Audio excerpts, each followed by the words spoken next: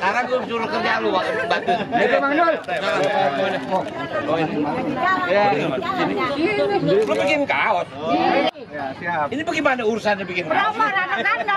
Ngefans banget sama lu, jadi gue punya ide aja bikin sendiri. Kita lu bikin di mana? Ini gak ketemu nih. Kalau nggak begini ente nggak ketemu sama ente.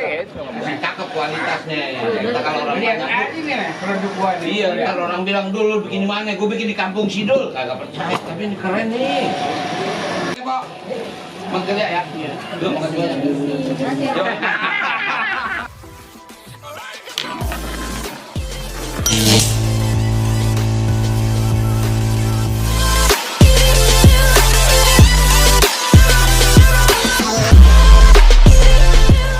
Ini kebetulan gue mau jalan ke belakang. Artinya ini kampung ini mah kampung kagak aneh buat gue. Ini sebagian lokasi syuting Sidul di sini. Dulu nggak begini, Mak. Ini bagus. Waduh, dulu mah banjir buat tenggelam kita. Jadi waktu adegan satu, si Karyo ngudak nyari burung. Nah, itu alat di depan tuh. Dia ngudak-ngudak. Karyo apa? Bejo. Ada ras. Makanya tadi ada si Mak bilang, "Yo, waktu lu syuting gue di sini, Dul." Wah, jadi lu lihat syuting, lihat. Wah, bagus berarti. Kemudian ada versi lebaran. Jadi adegan saya, Babe sama Mandra pulang dari masjid. Itu di situ. Yang nimpukin anak-anak. Artinya ini kampung sih nggak aneh lah. Yang bikin aneh surprise bener. Nih si Babe nih. Ternyata dia. Coba lu bikin apa? Bikin kaos gua. Tuh, gua punya konveksi di sini. Kita baru rencana mau bikin kaos. Baru rencana. Makanya begitu kita jalan, dia menyodorin begini. Gua bilang, wah, kalau bisa bikin begini, loh bagus bener. Ini gua nggak usah bikin ke Bandung aja. Artinya nggak usah bikin di tempat lain. Kalau di kampung jadi bisa. Ini UMKM kan? Iya. Bagus lagi hasilnya tuh. Tapi lu sanggup bikin banyak ya? Insya Allah. Oh, udah ntar kita goreng. Jadi. Mbak Nono kan Ya. sebelumnya menjabat di Banten ya, dapilnya juga DPR Banten begitu Betul. ya, terus kemudian kembali ke Jakarta. Ya. Nanti ke depannya ini akan seperti apa sih Bang? Selain mungkin kalau ini kan daerah Abang Ya, sendiri, ya. akan seperti apa Bang? Ya memang setelah saya coba belajar ya dari apa yang diperintahkan Ibu Mega, saya ada di Banten. Ini sebetulnya menjadi tempat saya pelatihan. Saya sebetul dari 2008 sampai 2016 itu ada di Provinsi Banten. Kalau dihitung mungkin lebih dari 10 tahun. Saya pertama kali ada di Kabupaten Tangerang, yaitu sebagai wakil bupati. Kemudian naik 2012 jadi wakil gubernur di Provinsi Banten. Naik 2015 jadi gubernur Banten. Ternyata itu jadi pelatihan kalau satu saat saya harus di Jakarta. Gitu kan. Nah itulah sebetulnya impian Babe, sekali-kali gue lihat lo mau jadi gubernur.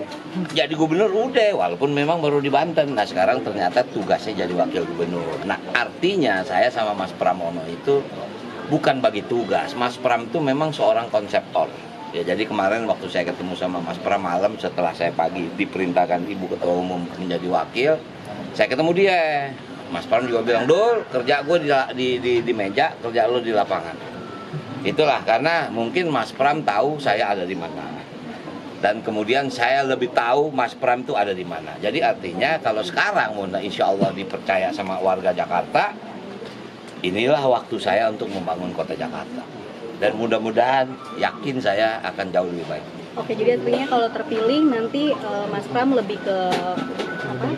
Di balik layarnya, Bang Dul yang akan dieksekutornya. Karena kan pengalaman Mas Pram itu kan seorang konseptor. Beliau ini kan seskap. Ya kan, beliau mendesain bagaimana membangun negara gitu, walaupun semua adalah kebijakan presiden, tapi kan beliau yang meramu. Nah sekarang Mas Pram dipanggil dengan pertanyaan yang sama, saya dipanggil ibu bilang, "No, bentar lagi Jakarta ditinggal." Maksudnya apa Bu ditinggal? I-nya pergi, dia nggak jadi ibu kota, dia kembali menjadi daerah khusus Jakarta. Pertanyaan saya, Jakarta mau kemana? Yang bikin saya agak terkejut, kamu kan Betawi. Nah, setelah Jakarta nggak jadi ibu kota, di mana masyarakat Betawi? Kalau dia bilang begitu, kita tengyang nih teriakan Babe, anak orang kampung, anak gue jadi tukang insinyur. Nah ini syutingnya di sini, jadi itu yang membuat ya kalau dibilang nostalgia, kok begini jalannya ya. Ya itulah, mudah-mudahan aja masyarakat Jakarta memberikan kesempatan bagi saya sama Mas Pram bisa memimpin kota ini. Untuk di kampung ini sendiri Pak, apa yang bakal diperbaiki nih di kampung ini? Tadi kan bilang katanya dulu sering banjir, nah kalau sekarang ini gimana? Wah, ini dulu daerah banjir. Walaupun gini, banjir Jakarta itu boleh dikatakan semua lintasan, cuman itu jangan jadi alasan. Udah klasik. Tapi memang kenyataan ini Kali Kerukut. Wah, Kali Kerukut ini lintasan memang bisa dari Kabupaten Tangerang. Kemudian sebagian artinya dari Grogol segala macam. Artinya memang sekarang drainase itu harus diperbesar. Kita tahu banjir itu kalau dibilang genangan, artinya bisa surut. Sekarang bagaimana kita mempercepat surutnya itu? Nah, artinya banjir itu adalah permasalahan utama di Jakarta apabila di memang musim banjir. Nah, sekarang ini kan iklim sedang berubah nih. Mungkin dalam waktu 3 tahun tidak terjadi banjir besar seperti tahun 2007. Karena apa? Climate change sedang terjadi. Cuman sekarang kemaraunya luar biasa. Berarti penghijauan kota, ruang terbuka hijau harus diperbanyak. Untuk apa? Menurunkan emisi rumah kaca yang dibilang karbon. Bang, tadi kan soal iklim ya. Satu lagi Bang, mungkin permasalahan paling besar di Jakarta adalah soal kemacetan. Ya. Kemarin Bacagub satu lagi nih sudah bilang salah satu solusi kemacetannya mau bikin psikolog keliling dan lain sebagainya. Nah, kalau dari nggak usah repot-repot psikolog keliling dah. Ya, tentu setiap kita pasti punya misi, punya tujuan. Ya, kita nggak usah ada ngejelek-jelekin yang mana. Artinya begini, Jakarta ini unik. Siang 14 juta, malam 9 juta. Kenapa saya bilang 9 juta malam? Berarti 4 juta itu mendatang. Kemacetan itu terjadi pada saat-saat jam kerja, datang pulang, itu macet. Contoh soal Lebaran, Jakarta kosong. Artinya ada potensi untuk merevitalisasi yang dibilang sistem ini. Karena yang namanya begini, Bang Yos bikin busway. Bayangin kalau dulu nggak ada busway, berhenti nih Jakarta. Bang Foke bikin juga MRT segala macam. Ahok, kemudian Bang Anies. Makanya itu kemana kita ngarepin ini, insya Allah nih kita lagi mau minta waktu ketemu sama mantan gubernur. Karena Jakarta ini harus dibangun berkesinambungan, nggak bisa sendiri-sendiri. Kagak usah deh, gue visi gue begini. Enggak, Jakarta itu udah punya plotting. Apalagi sekarang anggaran APBD DKI sudah diketok, disetujui oleh DPRD. Anggaran 2024-2025, programnya ini. Nggak bisa nih gubernur baru, wakil gubernur baru kerja yang lain. Ini dulu yang mesti dikerjain. Visi misi kita nanti kita usulkan di perubahan.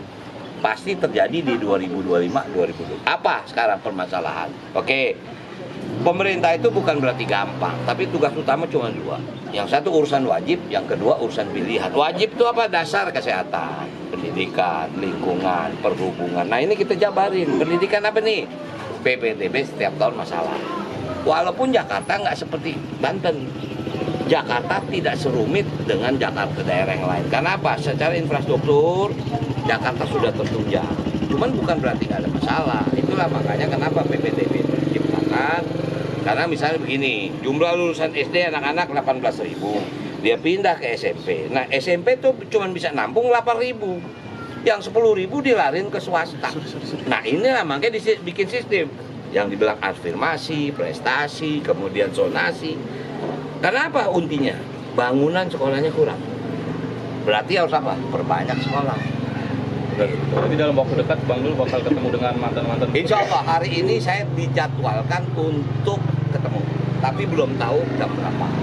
Siapa Pak? Siapa Bang? Yang pasti akan kita susun Bang Yos, kemudian Bang Foke, kemudian Ahok, kemudian juga ke Bang Anies. Itu memang menjadi jadwal. Karena ya itulah, maaf mungkin kalau beliau dengan Mas Pramono jauh lebih kenal daripada dengan saya, karena dari sudut pemerintahan kan. Arti itu yang sedang kita jalin. Realitas sekarang Bang Anies juga paham, dia sudah tidak bisa ikut lagi. Ya buat apa juga bertahan-tahan? Yuk kita bangun rame-rame. Karena insya Allah ntar kita kelar, barangkali ada jodoh tempat lain, Bang Anies jadi yang lebih tinggi, mana kita tahu. Yang penting pemikiran Bang mau kemana sih waktu kemarin? Kenapa Bang bikin begini? Kenapa sih bikin jazz? Kenapa sih bikin ini? Begitu loh. Nah itulah.